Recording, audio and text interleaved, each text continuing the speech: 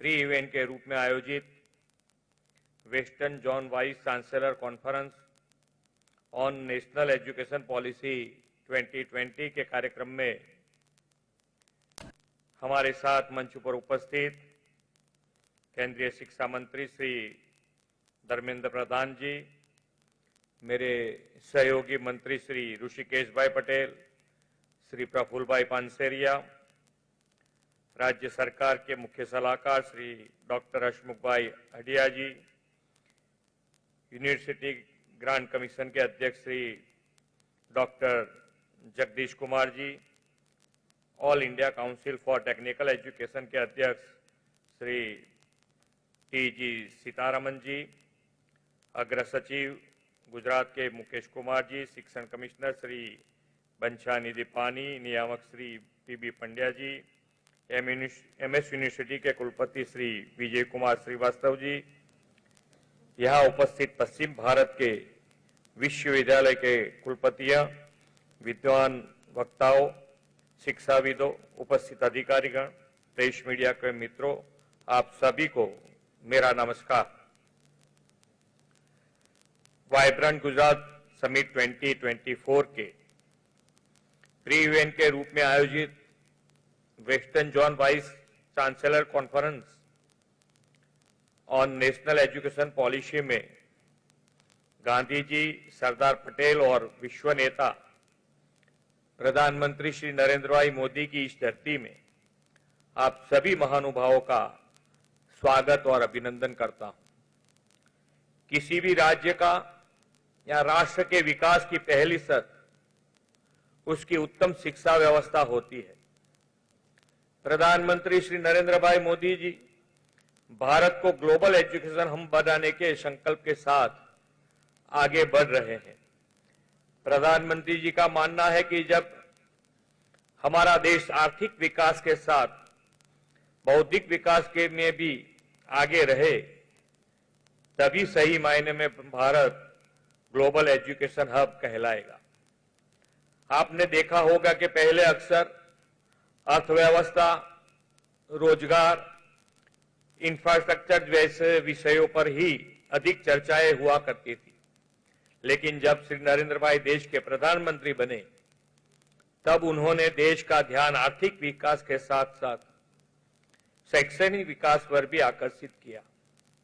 प्रधानमंत्री जी कहते हैं, भारत को एक बार फिर आदर्श सभ्यता का केंद्र बनाने के लिए हमें अपनी शिक्षा व्यवस्था और शिक्षा नीति पर अधिक ध्यान देना होगा। इस उद्देश्य के लिए आदरणीय प्रधानमंत्री जी के नेतृत्व में नेशनल एजुकेशन पॉलिसी 2020 को लाया गया है। हमारी नई पीढ़ी विश्व के साथ कदम से कदम मिलाकर आगे बढ़े और वैश्विक स्तर पर बौद्धिक संपदाओं में सबसे आगे रहे, यही नेशनल एजुकेशन पॉलिसी का मूल मंत्र है। प्रधानमंत्री जी ने नेशनल एजुकेशन पॉलिसी को राष्ट्र विकास के लिए महायज्ञ कहा है। इस महायज्ञ में जिनका महत्वपूर्ण योगदान है, ऐसे वाइस चांसलर यहां उपस्थित हैं। इंटीग्रेशन ऑफ स्किलिंग के जरिए होलिस्टिक एजुकेशन, इनोवेशन और रिसर्च तथा क्वालिटी एजुकेशन जैसे विषयों पर यहां सामूहिक विचार मंथन होने वाला है। हमारी national education policy more reliable और मोर फ्यूचरिस्टिक अप्रोच वाली है, जो भारत के 2047 तक इकोनॉमिक नजरिए के साथ साथ इंटेलेक्चुअल तरीके से भी देश को डेवलप कंट्री का स्टेटस देने में महत्वपूर्ण भूमिका निभाएगी। प्रधानमंत्री जी ने नेशनल एजुकेशन पॉलिसी से एजुकेशन सेक्टर में पैराडाइम शिफ्ट और समग्र देश के एजुकेशन इंफ्रास्ट्रक्चर को इंटीग्रेट करने का विजन दिया है।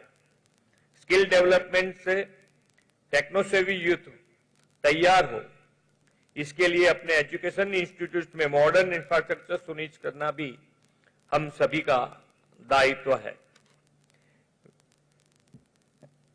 विश्व की सबसे ऊंची प्रतिमा स्टैच्यू ऑफ यूनिटी के परिसर में नेशनल एजुकेशन पॉलिसी के इम्प्लीमेंटेशन के विचार मंथन के लिए हम सब एकत्रित हुए हैं।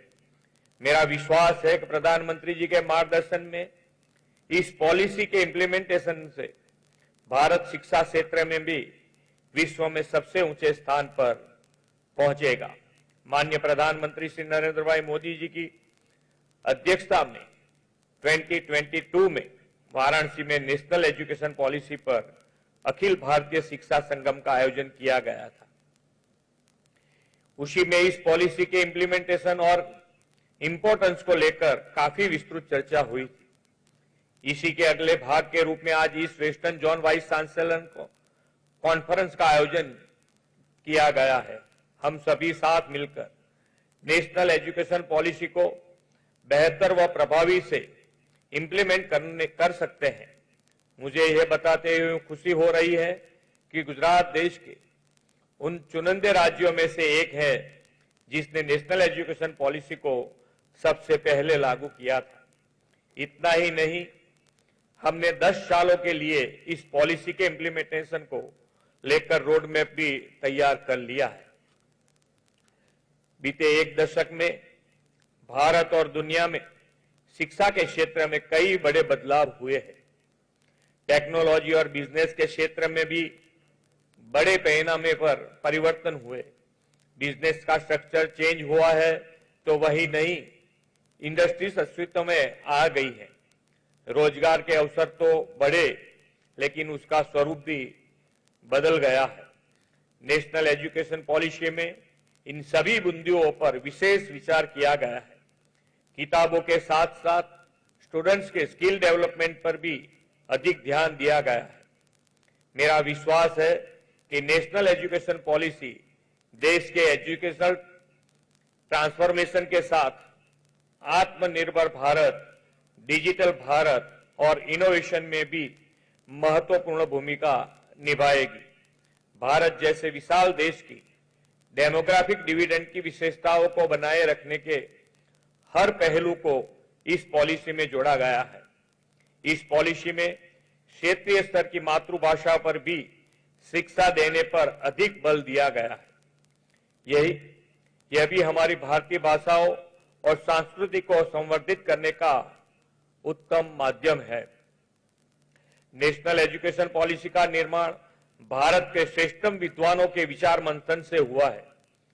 आज इस western regional vice chancellor conference के माध्यम से इस विचार मंथन को एक नई दिशा मिलेगी, ऐसा मेरा विश्वास है।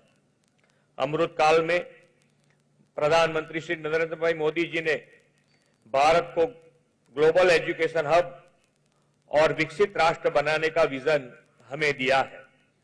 इस विजन को साकार करने में आप सभी वाइस चांसलर का योगदान सबसे महत्वपूर्ण और उपयोगी साबित हो सकता है। इसलिए आप सभी नेशनल एजुकेशन पॉलिसी के इंप्लीमेंटेशन में अपना अधिक से अधिक कंट्रीब्यूशन दे। आपके प्रयासों से ही यह नेशनल एजुकेशन पॉलिसी हमारे देश की डेमोग्राफिक डिविडेंड समान युवा शक्ति के टैलेंट और स्किल को ग्लोबल प्लेटफॉर्म देगी। मैं एक बार फिर नेशनल एजुकेशन पॉलिसी को समर्पित इस विशेष कार्यक्रम की अपार सफलता की कामना करता हूं। आदरणीय प्रधानमंत्री जी के मार्गदर्शन में देश के एजुकेशनल ट्रांसफॉर्मेशन की इस जर्नी में हम सब साथ मिलकर आगे बढ़े, इन्हीं अपेक्षा के साथ मैं मेरी वाणी को विराम देता हूं। भारत माता की जय। वंदे मातरम। जय जय गरवी गुजरात। धन्यवाद माननीय मुख्यमंत्री जी। आप